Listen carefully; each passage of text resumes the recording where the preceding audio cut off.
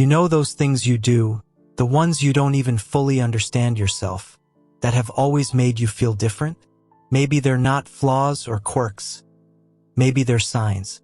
Carl Jung believed that true intelligence doesn't show up in what's logical, but in what's felt, in the subtle perceptions the rest of the world overlooks. What seems strange to others might be exactly what makes you rare. There's a clarity in you that few can understand, a way of seeing the world from the inside out, not just from the surface.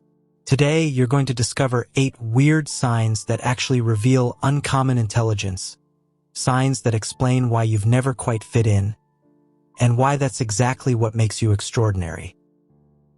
The first sign, talking to yourself. Thinking out loud, it might look a little crazy at first, but it's actually the opposite. Talking to yourself is a sign of advanced cognitive processing.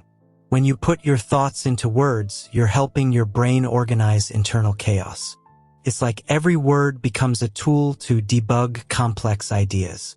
Carl Jung once explained that a part of the unconscious is constantly trying to communicate with the conscious. And when you talk to yourself, you're building that bridge. It's your mind trying to give form to the invisible, turning scattered thoughts into living clarity. This habit, the one most people call weird, is actually a form of intelligent self-dialogue. Highly intelligent people talk to themselves because they use inner speech as a mental co-pilot. They question, test, simulate scenarios. Jung called this the dialogue between the ego and the unconscious, the very beginning of individuation. When you talk to yourself, you're basically bringing those two forces together, the logical part that thinks and the symbolic part that feels. It's a kind of internal conversation few can sustain, but that great thinkers have always had. That's how clarity is born, not from mental silence, but from conscious dialogue. And there's another benefit most folks overlook: memory and focus. When you repeat something out loud, your brain flags that information as important. It sticks. It's the same reason teachers learn more when they teach. So next time you're confused, try explaining it to yourself out loud, like you're teaching your own mind. You'll notice how suddenly things start to click. Jung would say that's the moment when the unconscious becomes illuminated by awareness. In other words, you're not talking to yourself, you're lighting up your mind. Interestingly enough, it's exactly this kind of mind that starts seeing the world differently, which brings us to the second sign. Those who can hold conversations with their own minds learn to observe others' minds with sharper precision. And over time, that awareness can trigger a strange feeling, like being a foreigner in your own reality. The second sign is feeling like an outsider, as if you're always one step outside the group. Since childhood, maybe you felt like you were watching life from a slightly different angle, almost like a spectator in a play everyone else doesn't even realize they're in. People with high emotional and cognitive intelligence can see the invisible rules of human interaction. They spot contradictions, subtle fakeness, unspoken discomforts. Jung called this ability the intuitive function, the power to sense what's between the lines of reality. It's like your radar is always picking up what others pretend not to see. That feeling of not belonging is actually a side effect of expanded awareness. You don't feel out of place because you're strange. You feel that way because you see beyond the surface. Jung said every awakening starts with separation. Consciousness is born when the individual steps away from the crowd. That's why you sometimes feel out of the game. It's not exclusion, it's observation. While others live the script, you analyze the plot. It's like being in a movie but also seeing the camera, the director, and the backstage. Exhausting? Sure, but also freeing. And the most powerful realization is that this being on the outside is exactly what makes you original. When you don't fit in, you gain an invisible advantage. Perspective. You can see what others are too close to notice. Jung believed creativity is born from that solitude, from the gaze that dares to stand alone. So if it ever feels like the world runs on a different frequency, remember, The brightest minds were always misunderstood at first, because it's from the margins, not the center, that you see the whole picture. What feels like isolation today will be the source of your originality tomorrow. The third sign is being too sensitive. You've probably heard that phrase used as a critique, said in a tone that sounds more like a warning than a compliment. But the truth is that sensitivity is a form of advanced emotional radar. While most people only pick up what's said, you pick up what's felt. You notice the micro-expression, the hesitation in someone's eyes, the heaviness in their tone. Jung would say you operate with expanded psychic perception, like a human seismograph detecting the invisible tremors in the emotional atmosphere. This ability isn't weakness, it's awareness. Highly sensitive people have the gift of feeling before understanding, which makes them deeply human. They're the ones who, during a conversation, catch what lingers between the lines. And even unintentionally, they often become everyone's confidant. Jung called this the empathic function of the psyche, the bridge between the individual consciousness and the collective unconscious. You can feel what others can't even name, and while that can be heavy, it's also a quiet form of wisdom. So don't be surprised if you get tired quickly in crowded places or after shallow conversations. Your mind is processing dozens of microsignals all at once. It's like watching a movie where everyone else only sees the actors, but you also see the script, the lighting, and the backstage.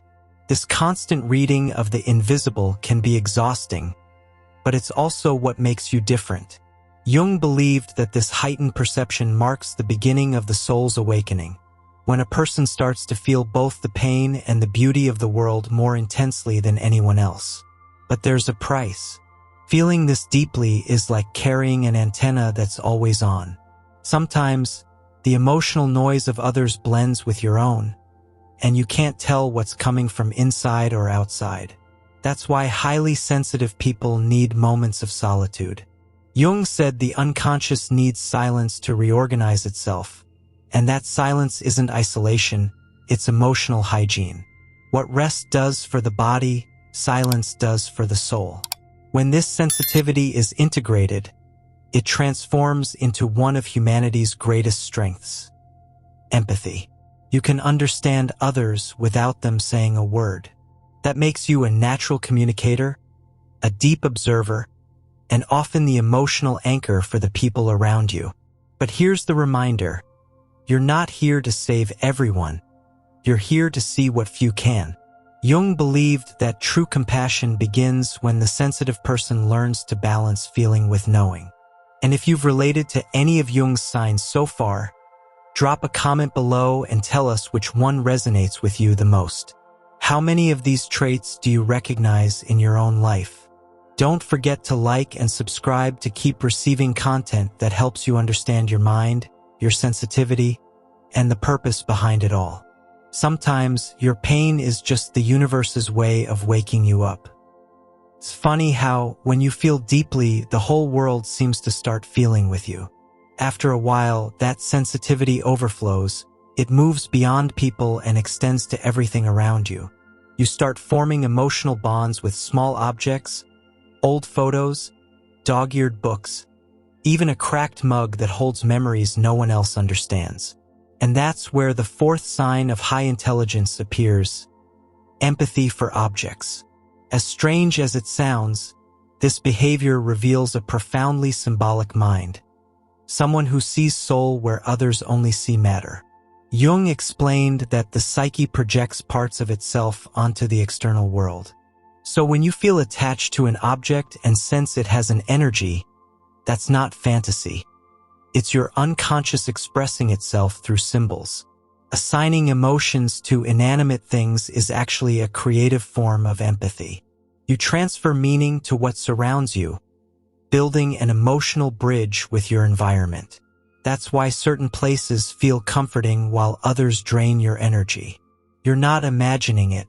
You're perceiving the symbolic field of reality. This deep connection to your surroundings is an extension of emotional intelligence. People who feel empathy toward objects have a mind attuned to subtleties, how a color can shift your mood, how a melody can change the atmosphere of a day, or how a simple gesture can hold an entire world inside it.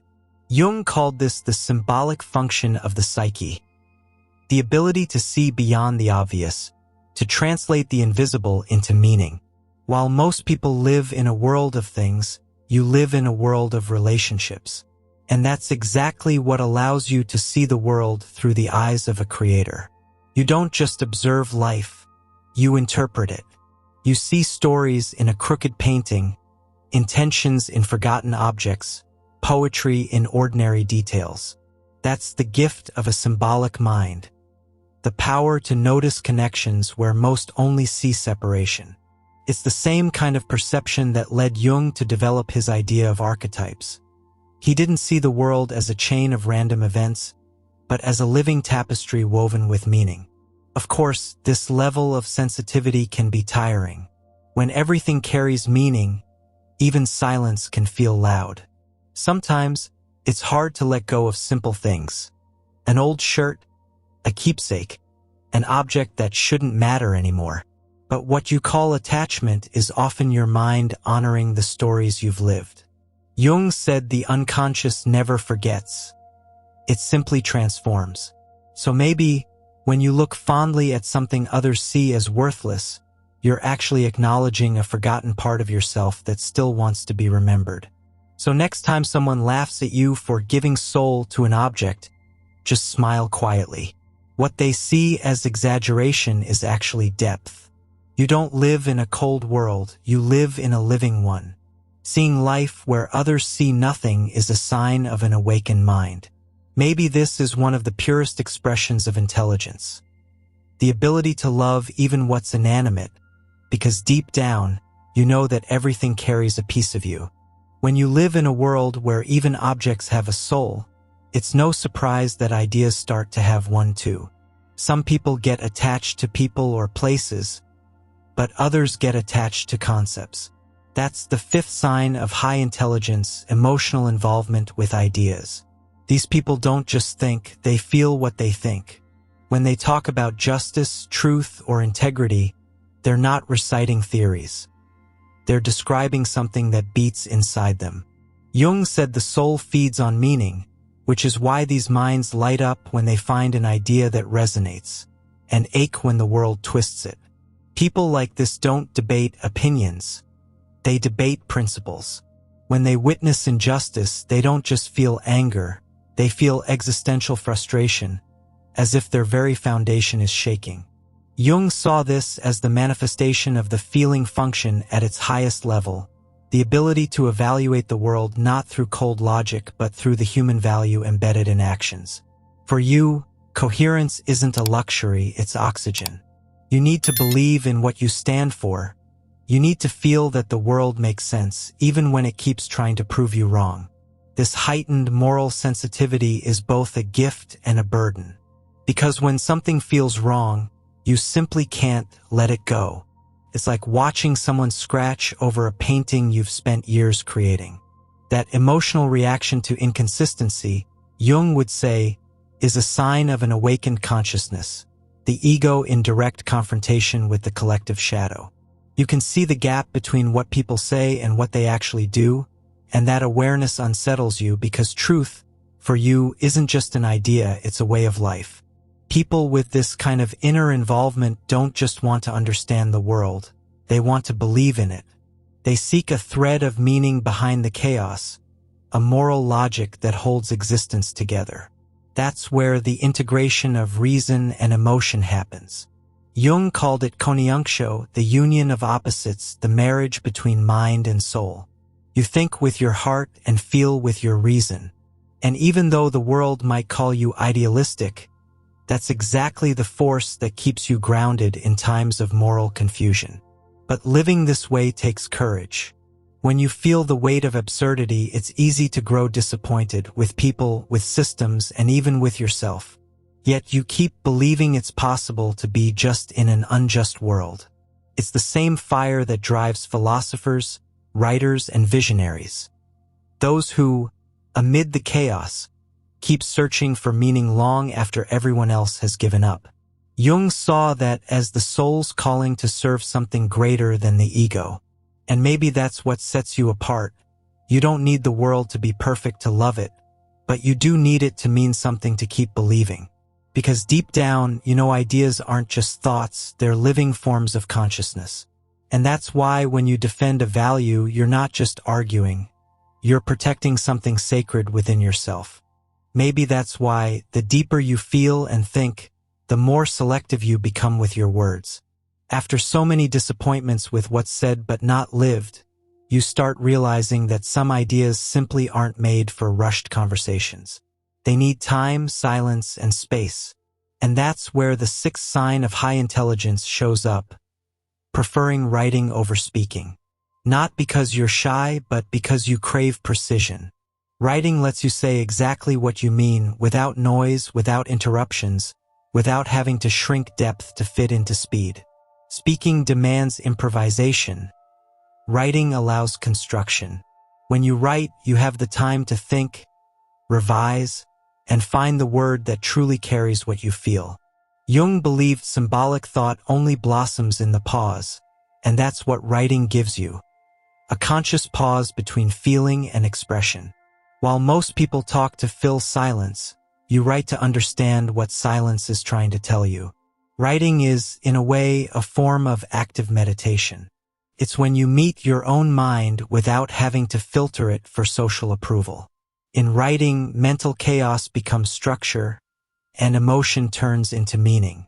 Jung would call this an act of individuation, the moment when you translate what the unconscious is trying to reveal. That's why you often feel lighter after writing, like something inside you has finally been understood. There's another reason you prefer writing: control. Not the rigid kind, but the harmony between thought and rhythm. Speaking means keeping up with someone else's tempo. Writing lets you move at your own. It allows you to align your ideas with your cognitive flow, to communicate at the same speed your mind processes truth.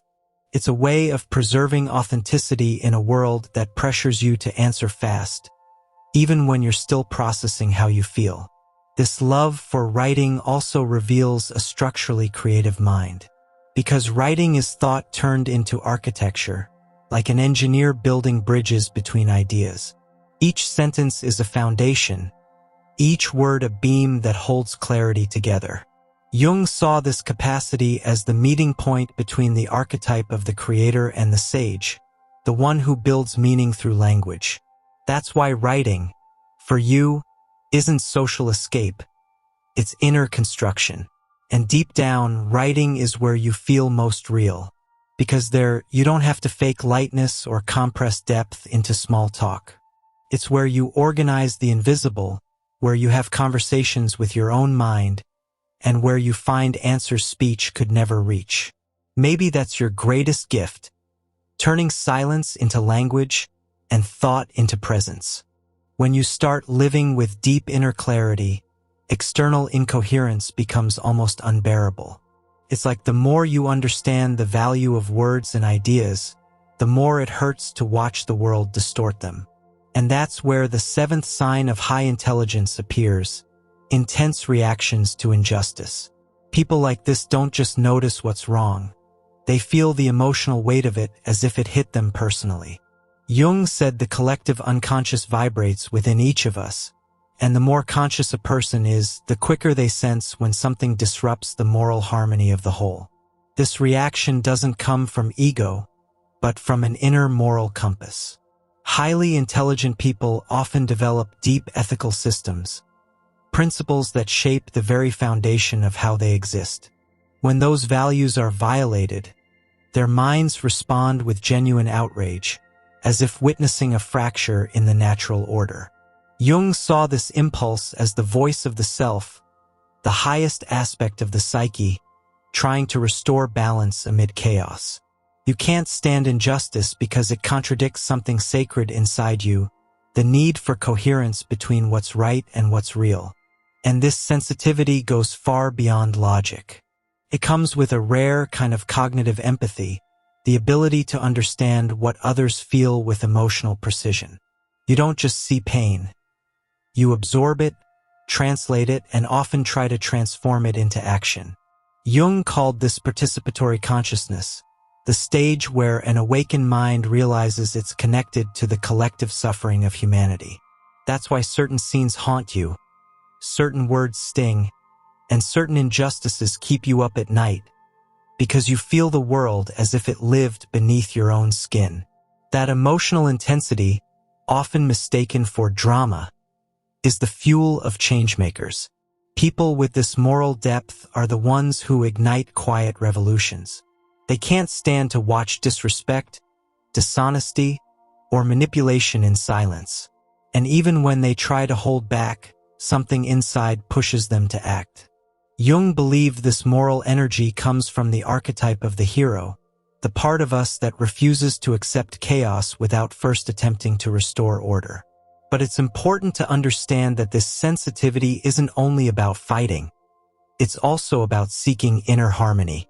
External injustice awakens an internal battle, the clash between what is and what should be. And that's where the suffering of those who think and feel deeply begins. Because at the core, you don't want to change the world out of pride. You want to ease the pain of seeing so much wasted potential. Jung said the soul of the individual mirrors the soul of the world. When one suffers, the other grows sick too. And maybe that's what makes you different. You never get used to what's wrong. Even when the world insists on normalizing the absurd, something in you always refuses to comply. Because for a truly awakened mind, injustice isn't just a social issue, it's a spiritual dissonance. And those who feel it can't simply look away. When you see the world with that much clarity, indifference stops being an option. After feeling so much, observing so much, and fighting so hard for what you believe in, there comes a moment when the world just feels too loud. Not loud with noise, but with stimuli, opinions, injustices, emotions, ideas. And suddenly, what once fueled you now starts to exhaust you. That's when the eighth sign of high intelligence appears. Long phases of silence and introspection. It's not withdrawal, it's recalibration. Jung said even the soul needs to retreat from time to time, just to hear itself again. For an awakened mind, silence isn't absence. It's reorganization. These pauses don't mean emptiness. They mean creative incubation. While the world rushes outside, your unconscious is quietly working in the background, connecting fragments, weaving perceptions, maturing ideas. It's like your brain is loading an insight, preparing a new level of understanding. Jung called this psychic gestation, the moment when the unconscious turns chaos into symbol and returns it to the conscious mind as revelation. That's why when you fall silent, something inside you is actually being born. During these phases, your mental energy is carefully preserved. Intelligent people instinctively know they need solitude to restore emotional clarity. It's like a kind of psychic hibernation, a time when you disconnect from the world, not out of indifference, but out of necessity. Jung said that to find meaning, one must endure temporary emptiness. And it's within that silence that you learn an essential truth.